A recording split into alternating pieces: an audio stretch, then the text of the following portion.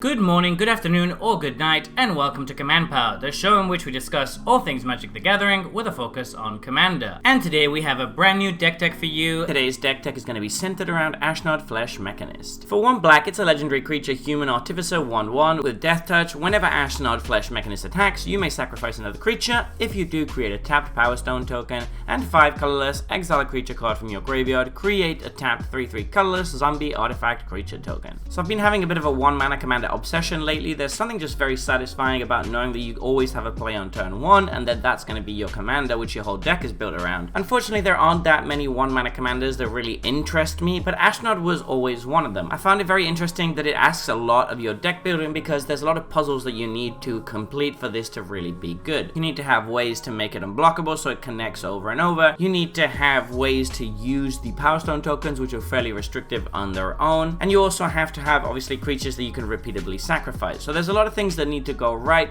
and the payoff isn't even really that great. I mean, getting Power Stones is great for ramping, but finding a way to finish the game can often be a little bit tricky. After refining the list for a while, I came up with a pretty cool idea, which was to win by using a bunch of mana sinks, and often to win through poison by proliferating. This is a really unique deck, and if you like decks that spin their wheels, then this is definitely going to be for you. It's not the fastest deck or the most powerful deck, but it's really fun, and when you do win with it, it's incredibly satisfying. So without further ado, let's jump into what makes this deck tick, and we're starting off with our creatures. We've got Blightbelly Rat. This is great in the deck because we want to be proliferating, and since we have a few ways to make our creatures unblockable, this can really get our win con started. Bloodsoaked Champion and similar creatures are essential in the deck because we need creatures that can be sacrificed over and over. We are also running Clay Revenant, Cult Conscript, Gravecrawler, Golem Patient Plotter, Haunt of the Dread Marshes, Messiah, Nested Shambler, Persistent Specimen, Razor Lash Transmogrant, and Reassembling Skeleton as creatures that can either be recurred over and over or that provide multiple bodies over one card,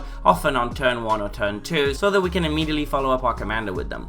It's important that we have a critical mass of these because we want the deck to be very consistent, because if we play our commander on turn 1 but don't have anything to sacrifice to it on turn 2, then there's not much point in having played it on turn 1. Next up we have Braid's Arisen Nightmare. This is incredible in the deck because we have a steady supply of artifacts that aren't that valuable that we can totally sacrifice to this. Our opponents are often going to be unwilling to sacrifice an artifact of their own, so we're probably going to get to draw a bunch of cards off of this, and we definitely need card draw in this deck. Endbringer is incredible in this deck because it untaps on every untap step, and we have so many Power Stones that sinking mana into drawing cards with this or into protecting ourselves by stopping things from attacking, it can be really solid. Filigree Familiar is another great sacrifice target for Ashnod that draws his cards and gains his life. Grey Merchant of Asphodel is there mostly for the life gain. We shouldn't have that many black permanents overall, but being able to gain some life and chump something is very solid in this deck, which requires a lot of time to get going. Grim Haruspex is amazing in the deck. We're sacrificing something every turn, so this should draw us quite a few cards. Icarus is one of the best ways to get our win con started. As soon as this comes down, everybody gets a poison counter, which means we can start proliferating. Midnight Reaper is just another version of Grim Haruspex, which is a great way for us to draw some more cards. Morbid Opportunist is there to draw us even more cards, and it can also trigger during our opponent's turn. Noxious Gearhulk is really good in the deck. We need a high density of artifacts, and this being one is great because we can use our Power Stones to cast it,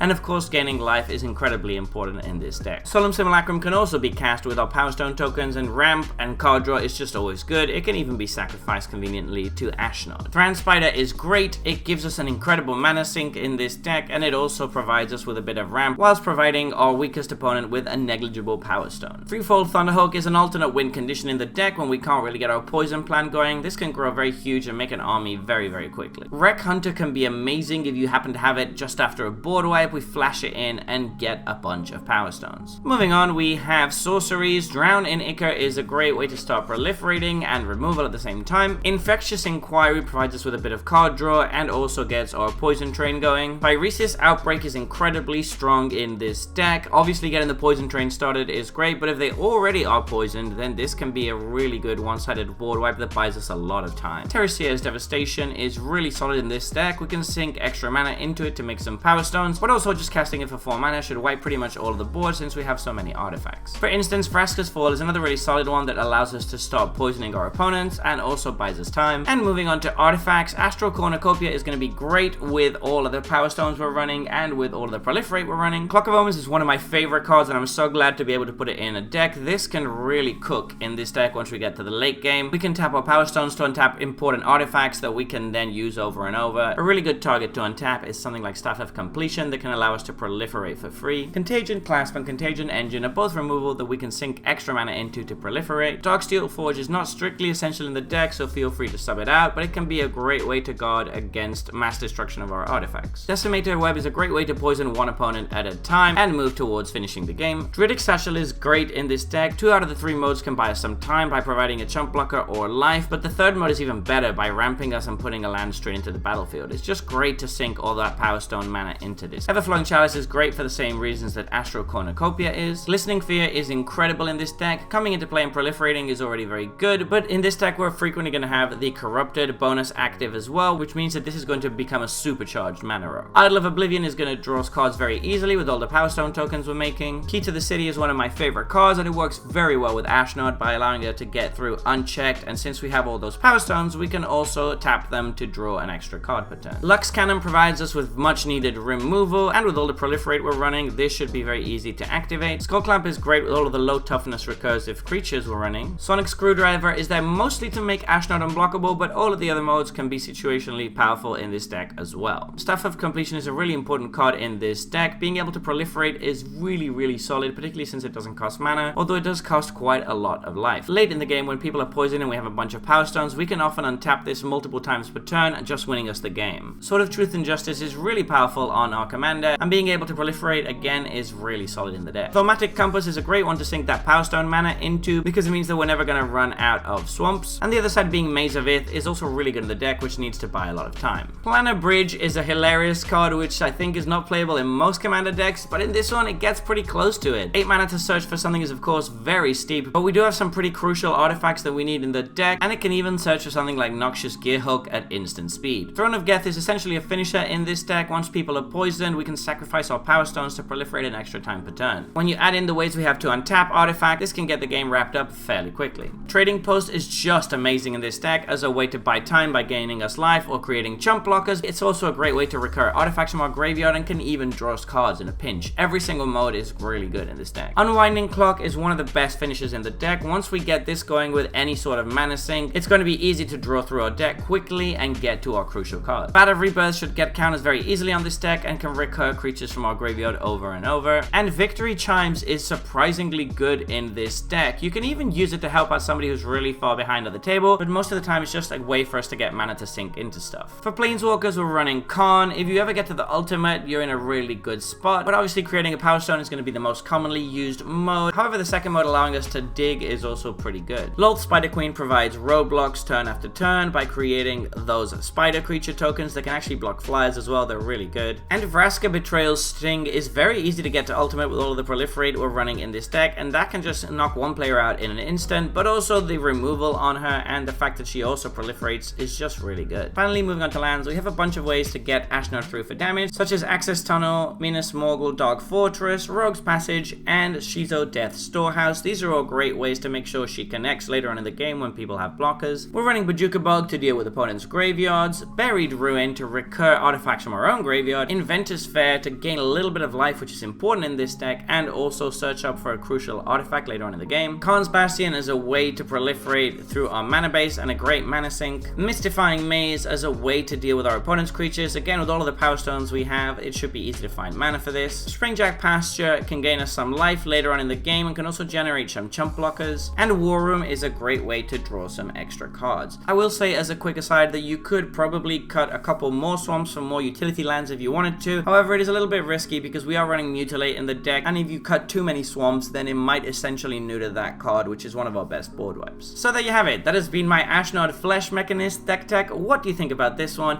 It's been super fun to play, and if you're into grindy decks that require a lot of decision making, then this deck is definitely going to be for you.